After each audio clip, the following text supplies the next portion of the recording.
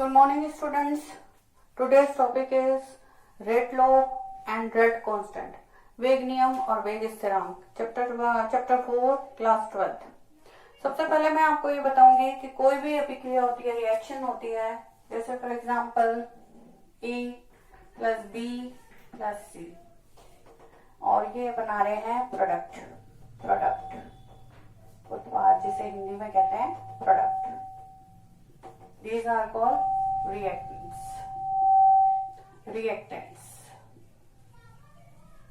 जिन्हें हम अभिकारक कहते हैं। तो laws of mass action, according to law of mass action, the rate of reaction is directly proportional to the concentration of reactants। आपने 11th में पढ़ा है ये बात पढ़ी है कि अभिक्रिया का वेग अभिकारकों की सांद्रता के अनुक्रमानुपाती होता है। It means rate of reaction या अभिक्रिया का वेग is directly proportional to dx by dt, and dx by dt is directly proportional to concentration of A, concentration of B, concentration of C। अभिकारकों की सांद्रताओं के अनुक्रमानुपाती होता है अभिक्रिया का वेग dx by dt। करेक्ट। अब यदि मैं सपोज करो इसी रिएक्शन को ऐसे लिखती हूं कि A के A मोल, B के B मोल और C के C मोल, और ये बना रहे हैं प्रोडक्ट। अब जो A है, A, B एंड C, जो मोलों की संख्या है वो बराबर है, सपोज करो n बराबर है, तो सांद्रता जो होगी A की, B की बराबर होगी C की सांद्रता के बराबर होगी। तो ये तीनों एक दूसरे के बराबर है, तो इसे हम यूनिट मान सकते हैं, इकाई मान सकते हैं, यूनिट या इकाई। तो वेग नियतांक की परिभाषा क्या हो गई? देखो, वेग नियम तो हो गया, रेट लॉ क्या है? According to law of mass action the rate of reaction is directly proportional to concentration of reactants. तो वेग नियम क्या कहता है कि अभिक्रिया का वेग अभिकारकों की सांद्रता के समानुपाती होता है। और वेग स्थिरांक क्या है कि वेग स्थिरांक अभिकारकों की वेग स्थिरांक वो अभिक्रिया का वेग है जब अभिकारकों की सांद्रता इकाई ली गई हो। ठीक है, तो अभी स्थिरांक किसे कहेंगे हम? वेग स्थिरांक। इट मीन्स dx, जब dx by dt will be equal to k, क्योंकि dx by dt किसके बराबर होती है? बराबर k, A की सांद्रता A, B की सांद्रता B और C की स्मॉल c। तो dx by dt तो होता है k, लेकिन इनकी जो सांद्रता है वो कितनी ली गई है? यूनिट, एक इकाई ली गई हो, तो dx by dt बराबर किसके हो जाता है? k के। आ रही है बात समझ में कि जब भी सांद्रताएं जो हैं अभिकारकों की, रिएक्टेंट्स की जितनी भी कंसंट्रेशंस हैं वो सारी इक्वल हो, यूनिट मान लें, तो यूनिट मानने पर ये टर्म जो है वो 1 हो जाती है, तो dx by dt जो है वो किसके इक्वल हो जाता है? k के। ठीक है, तो वेग स्थिरांक की परिभाषा भी ये हो गई कि rate constant is the rate of reaction when the concentration of all the reactants is taken as 1। जब सभी अभिकारकों की सांद्रता इकाई ली गई हो तो अभिक्रिया का वेग वेग नियतांक अभिक्रिया का वह वेग है जब अभिकारकों की सांद्रता क्या ली गई हो? एक इकाई ली गई हो। ठीक है, तो ये तो पॉइंट था जो मेरे को पहले डिस्कस करना था आपके पहले और आगे बढ़ने के पहले। Now come to the next important topic, factors affecting the rate of reaction. Factors affecting the rate of reaction।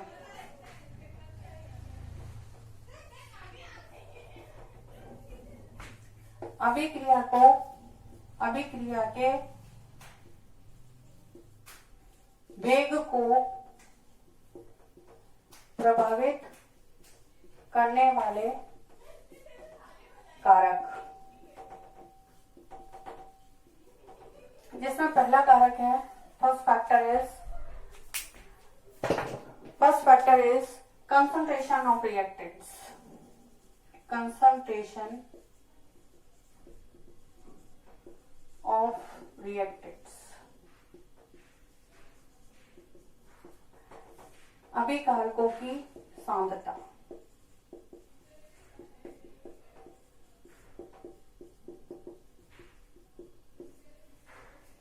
ली-शातेलियर का नियम लगाइए, 11 में पढ़ाया था आपको। ली-शातेलियर नियम के अनुसार अभिकारकों की सांद्रता यदि बढ़ाओगे तो अभिक्रिया का वेग बढ़ेगा, क्योंकि साम्य हमेशा उस ओर विस्थापित होता है जो किए गए परिवर्तन को नष्ट कर सके। इसीलिए ली-शातेलियर नियम कहते हैं the equilibrium will get shifted towards that direction which can nullify the effect of change. Okay, तो यहाँ पर यदि हम ए और बी की सपोज करो, ए और बी हैं रिएक्टेंट्स और प्रोडक्ट बना रहे हैं। अब ए की कंसंट्रेशन जो है और बी की जो कंसंट्रेशन है यदि हम बढ़ा दें, इंक्रीज कर दें, तो जो इक्विलिब्रियम है वो किस ओर शिफ्ट हो जाएगा, राइट साइड में, यानी प्रोडक्ट की डायरेक्शन में शिफ्ट हो जाएगा। और जब प्रोडक्ट की डायरेक्शन में शिफ्ट हो रहा है मीन्स उत्पाद की ओर चल रहा है, तो अभिक्रिया का वेग क्या होगा, इंक्रीज होगा, बढ़ेगा, क्योंकि अभिक्रिया का वेग किस पे डिपेंड करता है, अभिकारकों की सांद्रता पर। और अभिकारकों की सांद्रता बढ़ा दी जाए तो अभिक्रिया का वेग भी बढ़ जाएगा। करेक्ट। तो first point I think clear हो गया होगा। Second point I am taking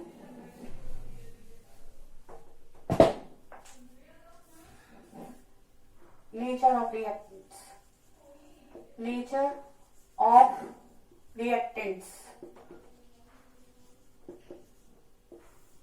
अभिकारकों की प्रकृति।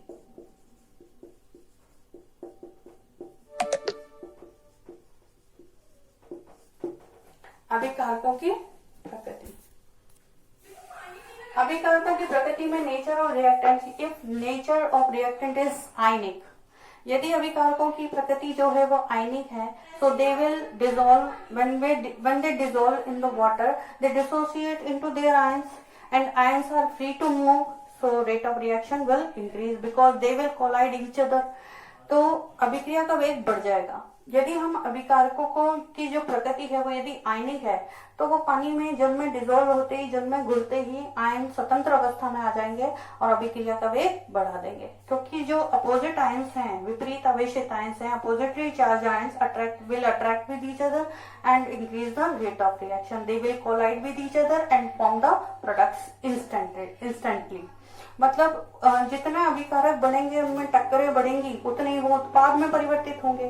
तो अभिक्रिया का वेग बढ़ाना है तो हमें क्या करना होगा, आयनिक प्रकृति के अभिकारक लेने होंगे। If reactants are in molecular nature, यदि वो मॉलिक्यूलर नेचर में है, then reaction will be bit slow, reaction जो है वो स्लो हो जाएगी, धीमी हो जाएगी। तो rate of reaction depends on nature of reactants. If they are ionic then reactions will be fast, and if they are molecular in nature then reaction will get slow. Okay, next third I am taking third factor, surface area,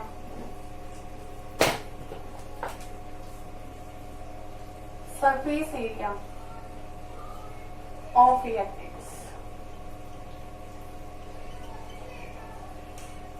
अभिकारकों का पृष्ठीय क्षेत्रफल।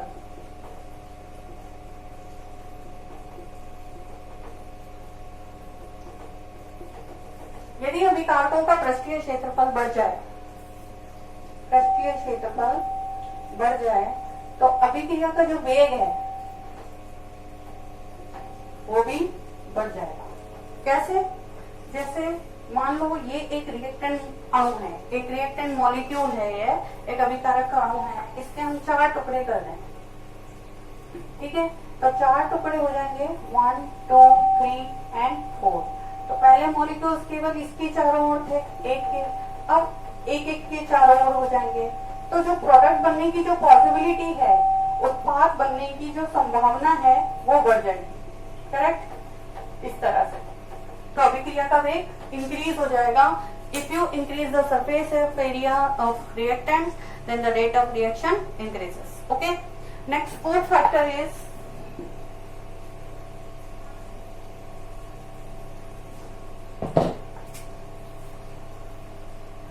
Radiation,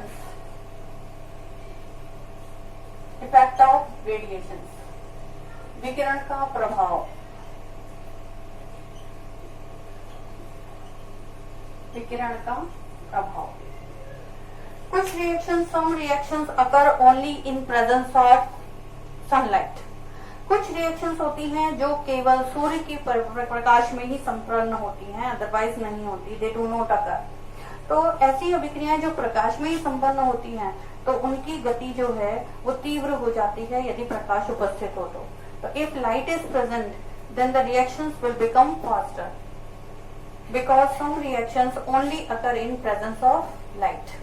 कुछ reactions, कुछ अभिक्रियाएं जो हैं वो प्रकाश की उपस्थिति में ही संपन्न होती हैं, तो वो तीव्र गति से संपन्न होती हैं यदि प्रकाश उपस्थित हो तो। ठीक है, फोर्थ फैक्टर आई थिंक समझ में आ गया होगा। फिफ्थ पॉइंट,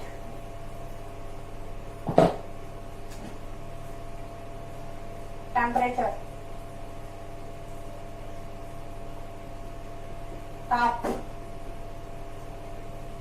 यदि ताप बढ़ा दिया जाए, टेम्परेचर यदि हम इंक्रीज करते हैं, तो वेग जो है वो भी बढ़ जाता है, रेट ऑफ रिएक्शन भी क्या हो जाती है, बढ़ जाती है। क्यों बढ़ जाती है? उसका रीजन है काइनेटिक एनर्जी इंक्रीजेस। जो मॉलिक्यूल्स की काइनेटिक एनर्जी है, गतिज ऊर्जा है अभिकारकों की, वो बढ़ जाएगी ताप देने पर, तो अभिक्रिया का वेग भी बढ़ जाता है। यदि अभिक्रिया के वेग में, अभिक्रिया का जो वेग है कि वो T+10 10 डिग्री सेंटीग्रेड बढ़ा दिया जाए, तो rate of reaction at 10 degree centigrade on increasing 10 degree centigrade is that, और K जो है वो T है, ओनली T, तो ये लगभग बराबर हो जाता है। रेट ऑफ रिएक्शन जो है, रेट जो है वो बढ़ जाती है 2 और 3 टाइम्स, 2 या 3 गुना बढ़ जाती है। ये रेट कांस्टेंट है 10 डिग्री सेंटीग्रेड ताप बढ़ाने पर, और ये टेम्परेचर है ओनली 10 डिग्री पहले का। तो 10 डिग्री टेम्परेचर बढ़ाने पर रेट ऑफ रिएक्शन 2 या 3 गुना बढ़ जाती है, अभिक्रिया का वेग 2 या 3 गुना बढ़ जाता है यदि आप ताप बढ़ा देते हो, क्योंकि मॉलिक्यूल्स की गतिज ऊर्जा बढ़ती है, काइनेटिक एनर्जी इंक्रीज होगी, they will collide in more quantity, वो ज्यादा संख्या में एक दूसरे से टकराएंगे और ज्यादा प्रोडक्ट बनेंगे, और ज्यादा उत्पाद बनेंगे तो अभिक्रिया का वेग क्या हो जाएगा, बढ़ जाएगा।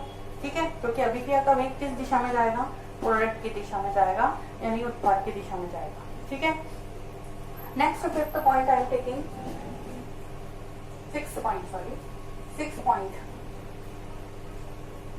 एक्टिवेशन एनर्जी या effect of catalyst. Sorry, 6 I am taking effect of catalyst, उत्प्रेरक का प्रभाव, उत्प्रेरक का प्रभाव। यदि रिएक्शन में उत्प्रेरक डाला जाए, उत्प्रेरक ऐसा जो धनात्मक उत्प्रेरण करता हो, it means positive catalyst is added in the reaction, then rate of reaction increases, तो अभिक्रिया का वेग बढ़ जाता है, because it lowers the activation energy barrier, वो एक्टिवेशन एनर्जी बैरियर को कम कर देता है। ऊर्जा अवरोधक, देखो मैं क्या बता रही हूँ, ऊर्जा अवरोधक, जैसे ये है आपकी एनर्जी, ऊर्जा, और ये है आपका रिएक्शन कोऑर्डिनेट,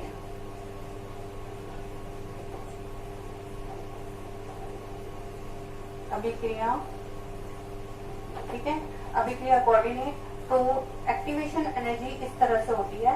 तो सपोज करिए ये है अभिकारक A+B, और ये बना रहे हैं C+D प्रोडक्ट, ये हैं आपके रिएक्टेंट्स,